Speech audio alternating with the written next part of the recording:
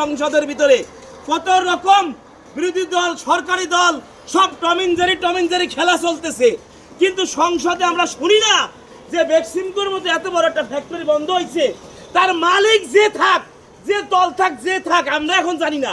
পেটের ক্ষুধা কোনো দল ছিল না, দল ছিল পেটের ক্ষুধার যন্ত্রণা কেউ ছিল না, ছেলে। তাই এই ফ্যাক্টরি হাজার হাজার শ্রমিক ক্ষুধার যন্ত্রণায় চুরি করতেছে, ক্ষুধার যন্ত্রণায় ছিনতাই করতেছে, ক্ষুধার যন্ত্রণায় ছটফট করে মরতেছে।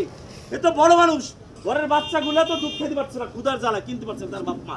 এই ফ্যাক্টরিগুলোর কথা যে কর্মসংস্থান বন্ধ, এই ফ্যাক্টরিগুলোর কথা সংসদে বলে না কেন? কি হয়েছে? মুখে কি তালা লাগানো? কোন এমপির মুখে কি তালা লাগানো? মন্ত্রীর মুখে কি তালা লাগানো যে এই ফ্যাক্টরিগুলো বন্ধ? হাজার হাজার শ্রমিক, তোমরা দল করো না বাল করো, ওই বাল আমাকে দেখার দরকার না। তোমরা রাজনীতি করো না বালনীতি করো, ওই বাল আমাকে দেখার দরকার না।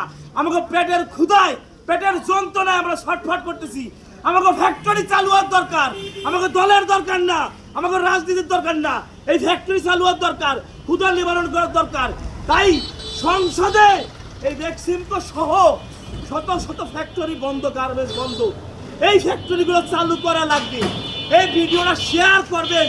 যে এমপি মন্ত্রীরা সংসদে বসে নাটক খেলতেছে, তাদের পর্যন্ত যেন এই ভিডিওটা যায়। কারণ আপনার মা, আমার মা, আপনার বাবা, আমার বাপ, আপনার ভাই বোন সবাই কিন্তু